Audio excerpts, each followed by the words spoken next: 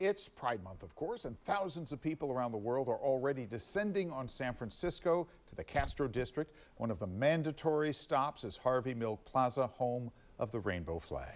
Building a better Bay Area means honoring the people who make the places like that plaza so special. The community has envisioned a more desirable plaza, honoring the legacy of the late civil rights leader. Yeah, and ABC 7 News reporter Leanne Melendez is here to tell us that, nothing is given, but Leanne, they're a lot closer maybe to renovating the plaza. Yeah, finally. I think if you ask them, they'll say we're this really close. Okay. We'll see. With that said, the renovation of that plaza has been controversial. Some are in favor, others not so much.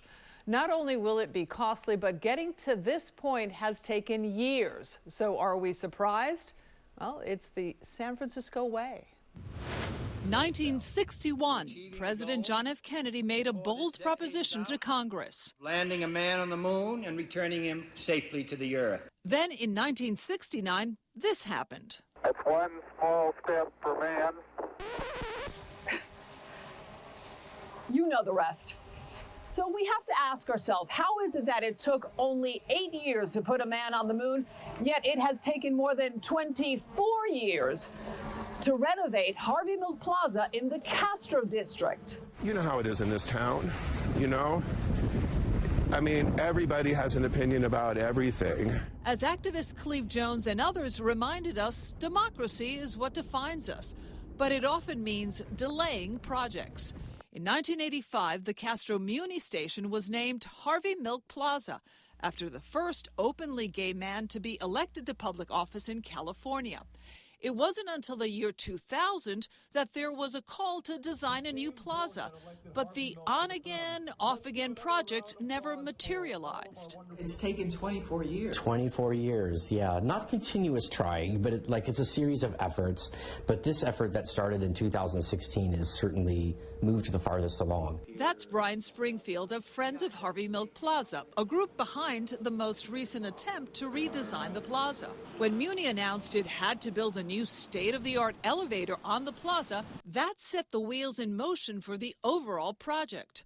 Jones, who was at Milk's side during the many rallies and marches, says the project is worthy of a trailblazer. This was Harvey Milk's neighborhood. Harvey Milk was part of creating what we know as the Castro today, which is known all across the world. And when visitors come here, it's a little bit underwhelming to come to Harvey Milk Plaza and see this. The design is intentional. Here's what it looks like now as you enter the plaza. The updated version will have a pedestal at the entrance and a meeting place to encourage activism, which Milk himself mastered. And at the other end of the site is the medallion that says hope, and that's in this park-like setting. That area will be surrounded by 11 trees representing the 11 months that Milk was in office before he was murdered. There will be a central terrace at the base of the rainbow flag created by the late Gilbert Baker. Kathy Amendola, who offers walking tours of the Castro, says people from all over the world connect with that flag. Such an iconic symbol globally, and we just want to preserve that part of our history.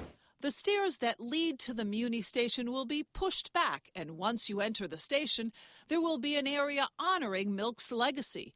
This is what they have now, a few photos without any real context, as Muni passengers seem not to notice.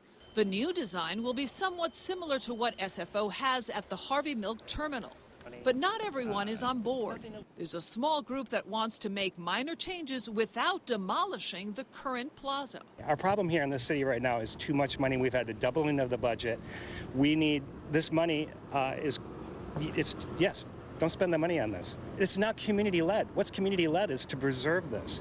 Still, the money has been coming in from private donations and state and federal funds, but nothing close to the $35 million needed to complete the work, until Mayor London Breed included the project as part of a much larger infrastructure bond. Are you optimistic that it's going to pass? In November, you never know. I mean, the voters are cranky, and they have good reason to be cranky, but I'm certainly hoping they'll vote for this bond because it's really, really important. I'm hopeful it'll get through the Board of Supervisors, but we're not there yet, so we can't take anything for granted. But the word hope seems to resonate with those behind the project who have already promised a delivery date. 2028. I'll see you there in 2028. Even Jones remembers he was once told the project would never happen in his lifetime. Well, Cleve, this will happen eventually, but you probably won't be here to see it. Ha! Ha. Again, everything will depend on voters passing that bond in November, which includes not only that renovation, but other big projects. If it doesn't pass, I think it's back to the drawing board. And the reason for that is that we here in San Francisco already have another bond, a school bond, Right. and that's a big one. Right. That one only passes, you only need 55% of the vote for that school bond. This one, which is not a school bond, requires a lot more, 66%, 2/3. Yeah, exactly. Okay. So we'll see. Thanks, Liam. Appreciate it.